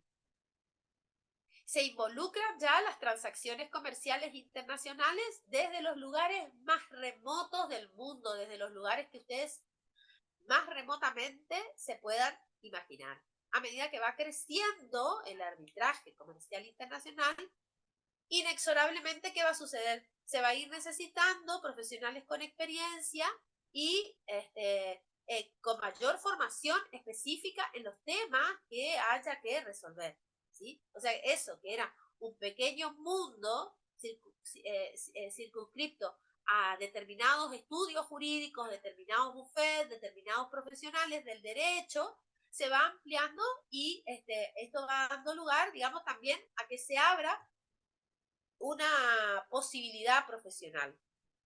Acuérdense que nosotros tenemos en este ámbito la libertad de elección, la autonomía que tienen las partes para elegir a los árbitros, que se pueden poner de acuerdo sobre quién va a ser la persona o las personas que va a arbitrar su disputa. Eso significa que la mayoría de las personas pueden ser árbitros, pero en la práctica, sin embargo, lo que se da en la práctica es que los árbitros frecuentemente son abogados. Saben que se ven mucho también ex jueces o profesionales de negocios expertos en algún campo en particular. Por eso yo les decía hoy de lo interesante, de lo útil de hacerse especialista en algo dentro del arbitraje y sobre todo dentro del arbitraje internacional, ¿sí? Tener una especialidad en alguna cuestión, en una rama y ser referente en esa cuestión. Que alguien nos convoque, nos llame porque seamos referentes en alguna cuestión. Bueno, lo mismo que pasa en la profesión en general, ¿sí? Entonces, por ejemplo, yo les cuento, como para que ustedes vayan dimensionando, cuáles son los requisitos para ser árbitro, por ejemplo, y ahí les voy citando de paso las distintas instituciones arbitrales, ¿sí? Entonces también vamos conociendo las distintas instituciones arbitrales. Hoy, si no, se va a hacer muy aburrido si yo les voy contando las instituciones arbitrales, les voy contando y a ustedes les va a interesar más porque van a decir, bueno, a ver, ¿qué se requiere para ser árbitro en esa institución? Entonces, para ser árbitro en el Centro Internacional de Arreglo de Diferencias Relativas a Inversiones, que se llama CIADI, la sigla es CIADI. Bueno, el Centro Internacional de Solución de Controversias de Inversiones, que tiene un plantel de árbitros compuestos por personas que están designadas por el CIADI, estados contratantes y por el presidente del Consejo de Administración, para convertirse en miembro árbitro, para participar del staff de árbitros del Centro Internacional de Arreglo de Diferencias Relativas a Inversiones. Las personas tienen que ser personas con alto carácter moral, tienen que tener reconocida competencia en el ámbito del derecho, en el ámbito del comercio, de la industria, de las finanzas. La competencia dentro del derecho es de particular importancia en los casos de que haya que dirimir estas diferencias de tipo de ordenamientos jurídicos, digamos, ¿sí? De derecho, arbitraje de derecho. Director, por ejemplo, en la designación de personas de los distintos, ellos hablan de planteles o paneles, ¿sí? Entonces, dirigir determinada área, representar determinada área, conocer los principales sistemas jurídicos del mundo y de las principales formas de actividad económica, tener conocimiento y experiencia en el derecho internacional de inversiones, tener conocimiento y experiencia en el ámbito del derecho internacional público, del derecho internacional privado, como decía acá hace un rato el compañero, conocimiento y experiencia en arbitraje y conciliación internacional, poder llevar adelante un arbitraje o una conciliación y redactar un laudo o un informe arbitral en uno de los idiomas oficiales del centro, ¿sí? CIADI tiene como idiomas oficiales el inglés, el francés y el español. Disponibilidad para aceptar citas en los casos en que se lo designe y para viajar en los casos que el procedimiento lo requiera. Y ahí yo hago un paréntesis, fíjense lo que les decía, a partir de la pandemia del COVID y a partir de este auge de las tecnologías, también muchas veces no es necesario viajar, no necesitamos estar en el mismo lugar físico,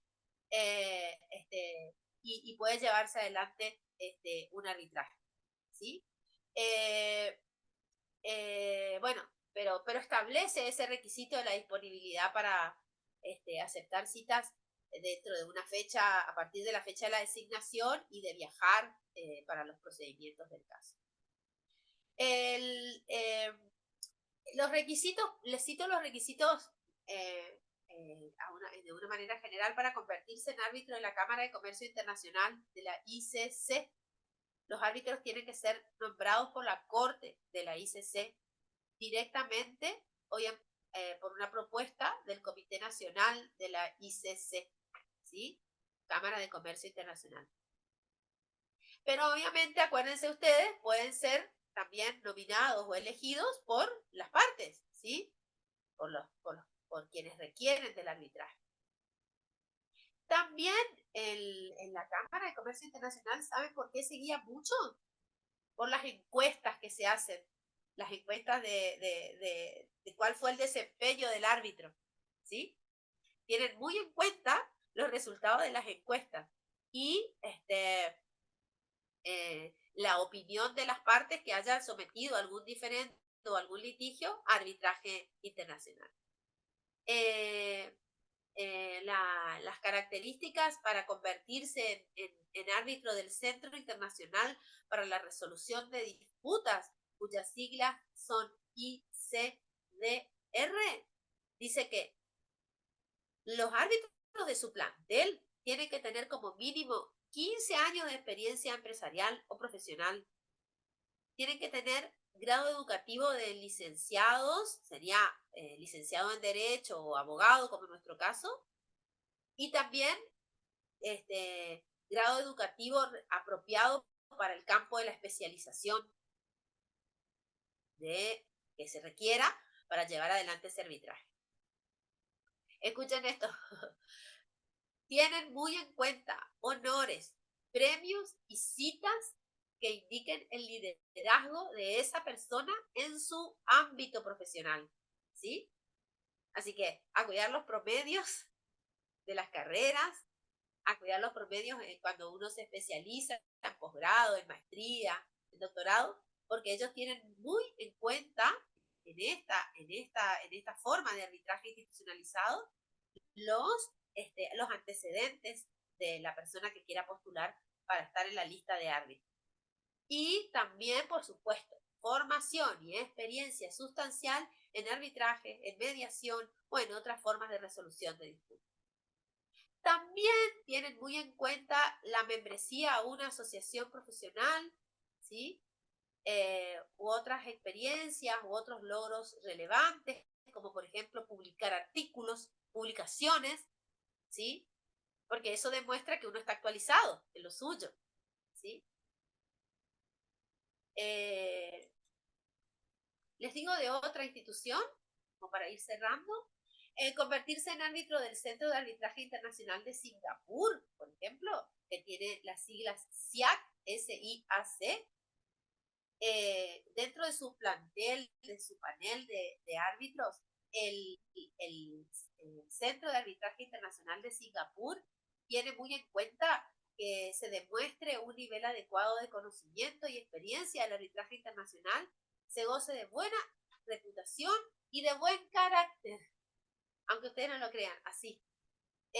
Al menos 10 años de experiencia posterior a la calificación, experiencia como árbitro en 5 o más casos, y este es el que pide antecedentes, digamos, el Centro de Arbitrajes Internacional de Singapur.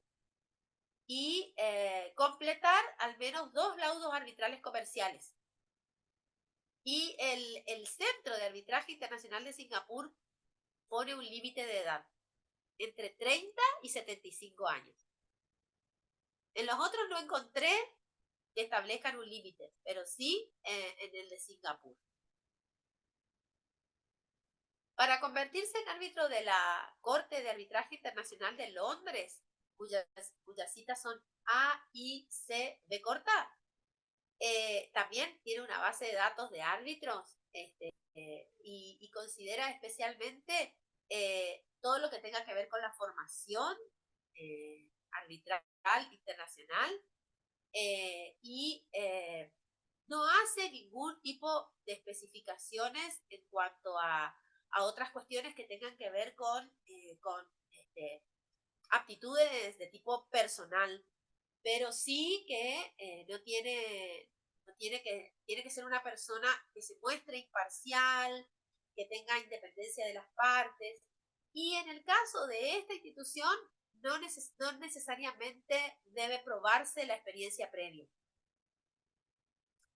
Para convertirse en árbitro del Centro de Arbitraje Internacional de Beijing, que tiene las siglas B larga IAC, bueno, el Centro de Arbitraje Internacional de Beijing también determina, con algunas condiciones, si una persona se puede postular para convertirse en árbitro de esa institución.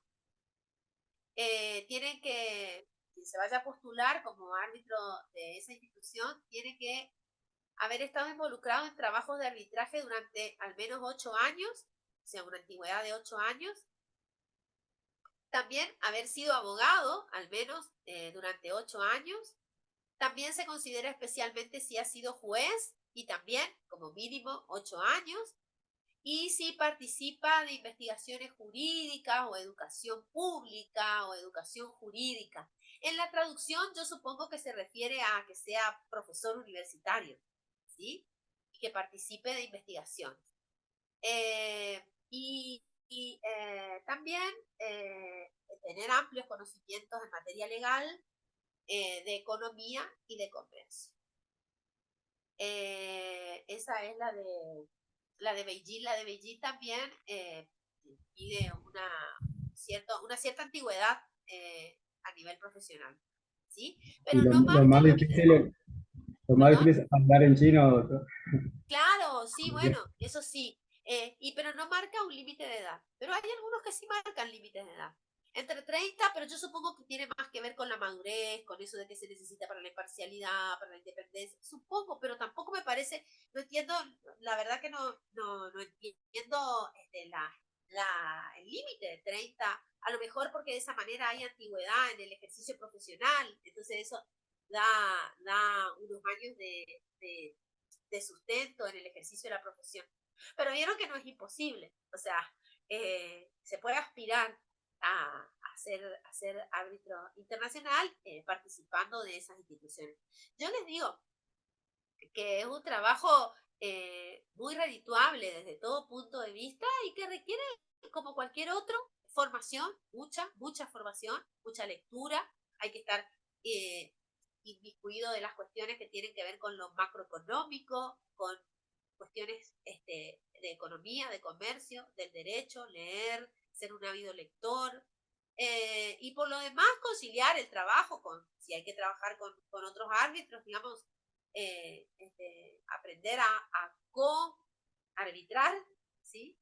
Y bueno, y es una posibilidad interesante, sobre todo viendo las nuevas modalidades que va adquiriendo también el arbitraje, ¿no es cierto? Esto de la posibilidad que mencioné ya en varias oportunidades, de no necesitar estar en un espacio físico todos juntos a la vez, porque hay posibilidades de encuentros sincrónicos para resolver las cuestiones, digamos, o sea, la tecnología también nos ayuda un montón. Esto le dio un gran avance, digamos, un gran impulso Esto nos dio, y esto es quizá cultural lo que voy a decir, pero a las mujeres, porque a veces somos las que tenemos las cargas de familia.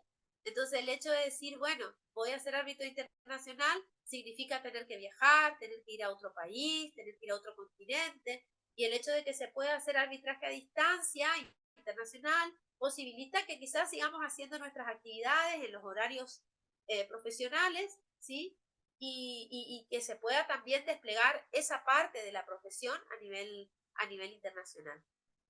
Cuesta, no es fácil, todos estamos bregando porque se instalen definitivamente junto con otros métodos alternativos o métodos adecuados de resolución de disputas, pero ustedes habrán visto que se va abriendo camino, que hay muchísimas posibilidades y que lo único que requiere de nosotros es una constante formación profesional.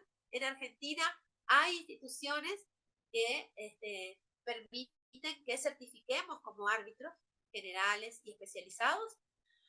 Es posible hacerlo, es posible formarse a distancia y presencial, y es posible salir ya de la facultad, como el caso de ustedes, con una formación en estos ámbitos. Entonces eso ya les da a ustedes un plus desde el punto de vista profesional.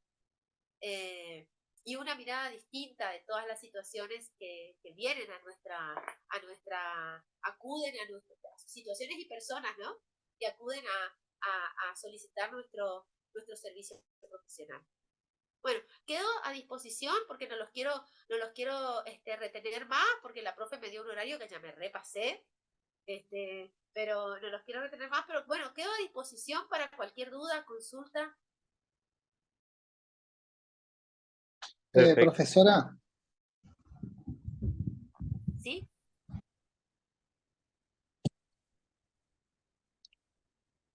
¿Sí? ¿Alguna duda?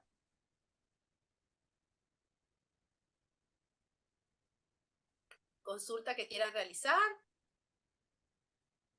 puede ser una consulta. Sí, Oscar, sí. Buenas tardes, ¿cómo le va? Un gusto. No con respecto a la clase puntual, pero sí en función del tema, ¿no? Sí. Nosotros estamos haciendo un trabajo de investigación para la materia. Cuando digo nosotros es un grupo, ¿no? Sí. De la extensión Posadas. Y ¿habría alguna posibilidad de que nos contactemos con usted como para evacuarle consultas al respecto?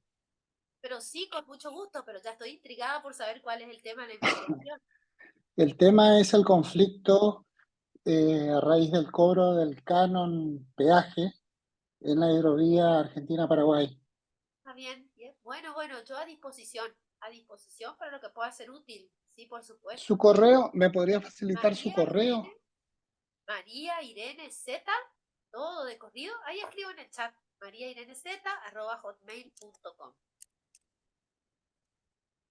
Ok, muchas gracias, profe. Lo único que les pido así en una complicidad de estudiantes también, porque estoy estudiando, tengo que presentar una tesis en lo que queda del mes de octubre.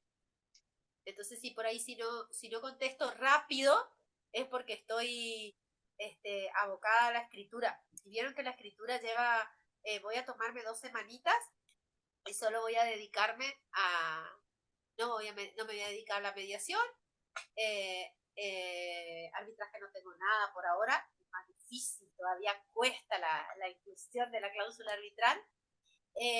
Pero y tampoco me voy a dedicar a la profesión, solo me voy a dedicar a la facultad y a ir a dar mis clases a sede central y a escribir. Entonces yo lo único que les pido, Oscar, es que me tengan paciencia si por ahí no es que sea maleducada, sino contesto a la brevedad, es porque a veces capaz que dejo un poquito y no miro mi correo, dejo que se junten varios correos y después miro, Bueno, profe, no hay problemas. Pero Gracias. sí, por supuesto, a disposición por cualquier consulta o lo que yo pueda hacer útil, sí, adelante, no duden en escribirme. ¿Alguna otra duda, consulta que para el examen que se les viene el martes 17, ahí leí en el chat, y después tienen el 21? ¿Cómo vienen con la lectura?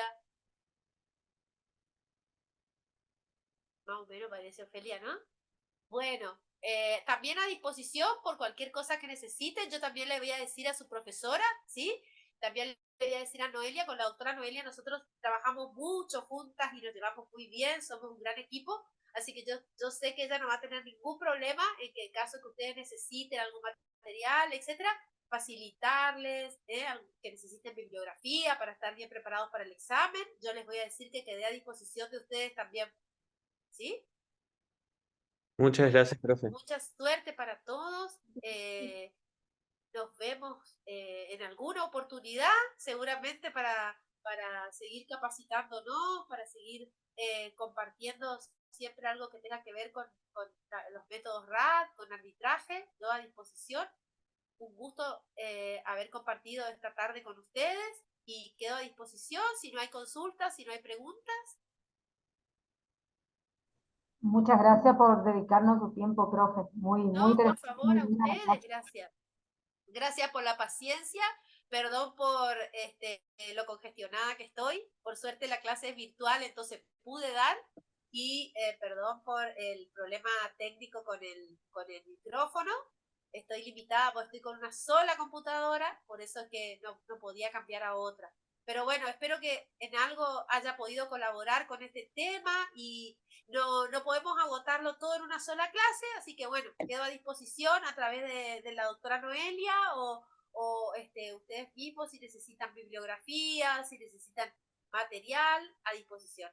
Un gran gusto haberlos conocido. Muchas gracias, profe. profesora. Gracias, doctora. Hasta Muy luego. amable. Muchos éxitos, muchos éxitos. Hasta luego, profe. Buenas tardes, chiques. Gracias, igualmente. Ya copié la asistencia.